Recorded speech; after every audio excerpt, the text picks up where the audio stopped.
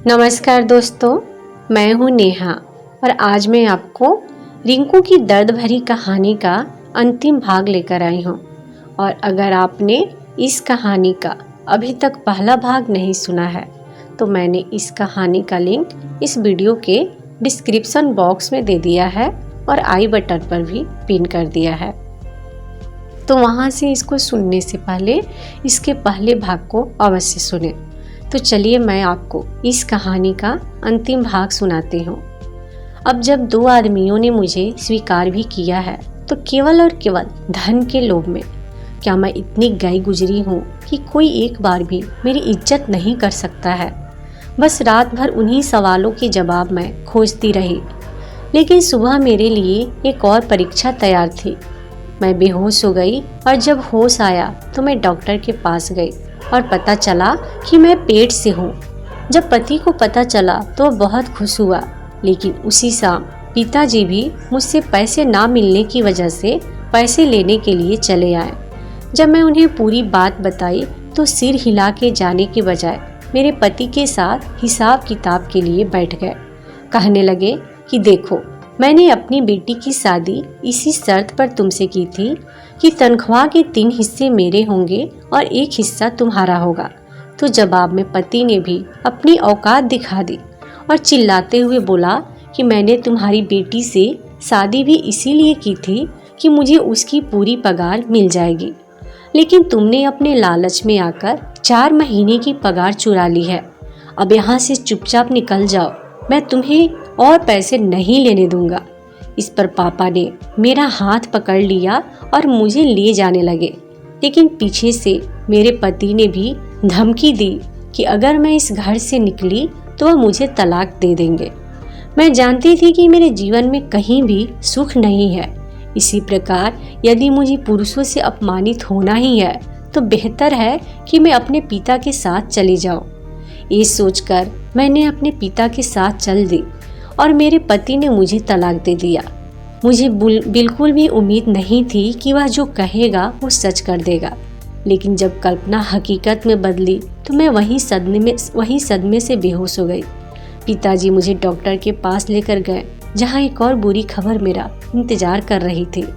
जिस बच्चे की आने की उम्मीद मुझे सुबह मिली थी, सदमे के बाद वो उम्मीद खत्म भी हो चुकी थी।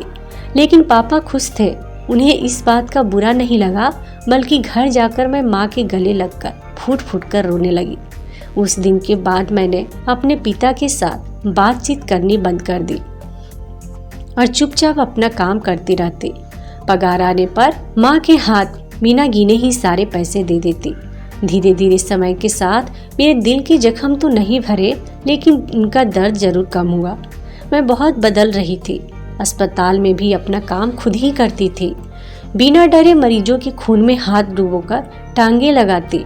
मैंने कुछ ऐसा किया है ये महसूस ही नहीं होता था।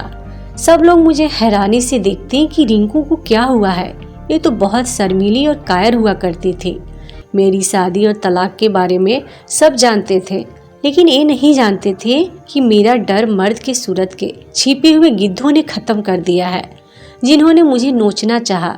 इसलिए अब मुझे कुछ फर्क नहीं पड़ता कि अब मैं क्या कर रही हूँ और क्या नहीं। इस बीच मैंने फिर से एक अमीर बूढ़े आदमी से दोबारा शादी कर ली, जो संतान तो नहीं चाहता था, लेकिन हाय रे मेरी किस्मत, जब उसे मालूम पड़ा कि मैं पेट से हूँ तो उसने खुद अपने हाथों से दवाई ला कर दी और इस उम्मीद को भी खत्म कर दिया। पहले पति ने तो मुझे छोड़ दिया था, लेकिन मैंने खुद इस आदमी को छोड़ दिया। अब मेरे दिल के सारे अरमान टूट चुके थे। मैं बैठकर पल पल रोती रहती थी कि मैं इतनी टूट गई थी कि हर दिन खुदकुशी करने के बारे में ही सोचती थी, लेकिन मुझ में हिम्मत नहीं हो रही थी। अब तो मैंने अपने मम्मी पापा को साफ साफ कह दिया था कि मेरी शादी मत करना, और ये भी कहा कि अगर किसी ने दोबारा ऐसा किया तो मैं घर छोड़कर चली जाऊंगी। इस बात पर पिताजी खुश हो गए थे। मुझे लगता था कि वह मेरे पिता नहीं बल्कि गिद्ध है, इसलिए मैं कोशिश करती थी कि जितना हो सके उन्हें ना देखूं। मैं 3 साल से नर्स थी और इन 3 सालों में मेरी शादी तो 2 बार टूट चुकी थी, तो मैं अब जान गई थी कि आगे का सफ़र बहुत कठिन है। लेकिन पिछले अनुभवों ने मुझे इतना कठोर बना दिया था कि कितना भी लंबा सफ़र मैं अकेले तय कर सकती थी।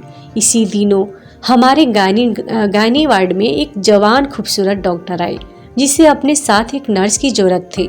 सबसे पहले दिन उनको वार्ड मैंने ही दिखाया था।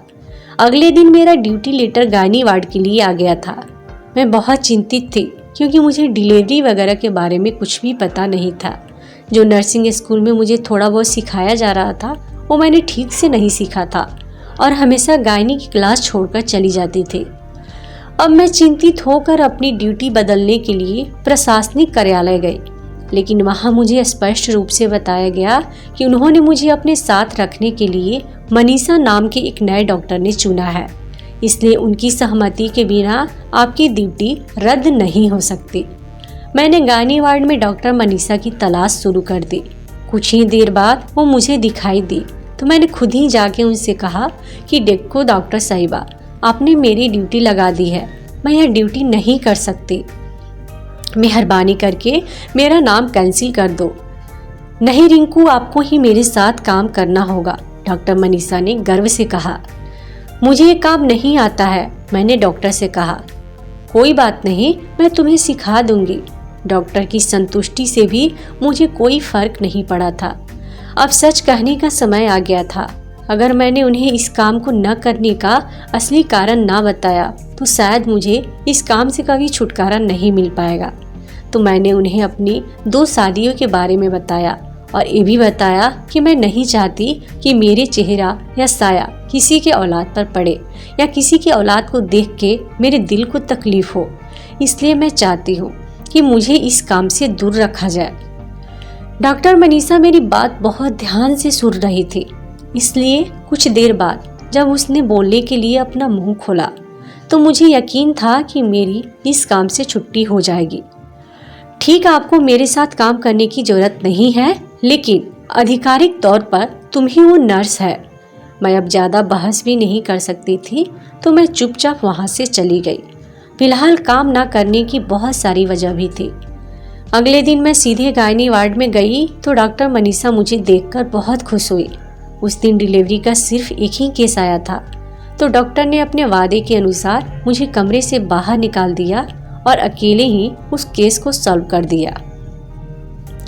बच्चे की जन्म की खुशखबरी देने तक का सारा काम अकेले डॉक्टर साहिबा ने खुद ही किया। मैंने वहाँ से सब गंद वगैरह हटा दिया। अब मैं पूरे दिन फ्री रहती और डॉक्टर सारा काम अकेले ही हैंडल कर लेते। इसी तरह कुछ दिन गुजरे तो उनकी भी शादी हो गई। शादी के बाद जब डॉक्टर मनीषा की डिलीवरी का समय आया तो उन्होंने किसी और डॉक्टर की मदद लेने से इनकार कर दिया और मुझे साफ साफ कह दिया कि उनकी डिलीवरी मैं ही करूंगी। यह सुनकर मुझे बहुत आश्चर्य हुआ, लेकिन उन्होंने मेरे मना करने पर भी एक नहीं सुनी। डॉक्टर मनीषा ने लेबर रूम के चारों तरफ बड़े बड़े शीशे लगवाए और मुझे अपने साथ कमरे में ले गई।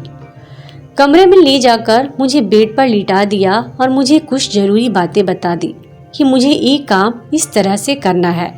मैं बहुत डर गई थी। मैंने डॉक्टर से बहुत विनती की कि मुझे एक केस ना हल करवाया जाए, लेकिन वह अपनी बात पर अड़ी रही। तो मुझे समझाने के बाद उसने मुझे बिस्तर से उठने का इशारा किया और खुद वहीं पर लेट गई। अब मेरे जीवन के पहले केस को सुलझाने का समय आ गया था, तो मैंने भगवान का नाम लेकर काम करना शुरू कर दिया। डॉक्टर आसानी से मुझे चारों ओर के शीशों से काम करते हुए देख रहे थे और उसी शीशों के सहारे पूरी तरह से मुझे मार्गदर्शन भी कर रहे थे और समझाती रही कि बच्चे को कैसे जन्म देना है। वह वास्तव में वो एक नेक महिला थी जिन्होंने इतने दर्द में भी मुझे बड़ी विनम्रता के साथ बात की और आखिरकार 2 घंटे अथक परिश्रम के बाद मैं डॉक्टर मनीषा की एक प्यारी सी बच्ची की डिलीवरी करने में कामयाब हो गई। जैसे ही बच्ची का जन्म हुआ मैंने डॉक्टर को दंडवत प्रणाम किया। डॉक्टर भी मुस्कुरा रही थी। खैर, डॉक्टर को कमरे में शिफ्ट करने के बाद मैंने कमरे की सारी सफाई की और फिर डॉक्टर से मिलने गई तो उन्होंने उस लड़की को मेरी गोद में दे दिया। मुझे बहुत आश्चर्य हुआ कि उन्होंने ऐसा क्यों किया। डॉक्टर मनीषा के मुझसे डिलीवरी कराने के निर्णय के बारे में जानने के लिए मैं पहले से ही उत्सुक थी। जब उन्होंने ऊपर से अपनी बेटी को मेरी गोद में दे दिया तो मैं चौंक गई। मैं हैरानी से देखकर वह मुस्कुराई और बोली कि जब मैं पहली बार यहाँ आई थी तो तुमने मुझे गायनी वार्ड दिखाया था और फिर गायनी वार्ड छोड़कर चली गई थी। तुम्हें पता है उस दिन बाकी लेडी डॉक्टर्स ने मुझे तुमसे दूर रहने को कहा था कि तुम बहुत मनहूस हो वगैरह वगैरह। चूँकि मेरा रिश्ता भी तय हो चुका था तो सबने यही बोल के रखा था कि आगे से मैं जितना हो सके तुमसे दूर ही रहूं। लेकिन मेरी ये सोच और विचार नहीं थे, इसलिए मैंने आपको अपने साथ रखने का फैसला किया। फिर अगले दिन तुमने अपनी कहानी सुनाई।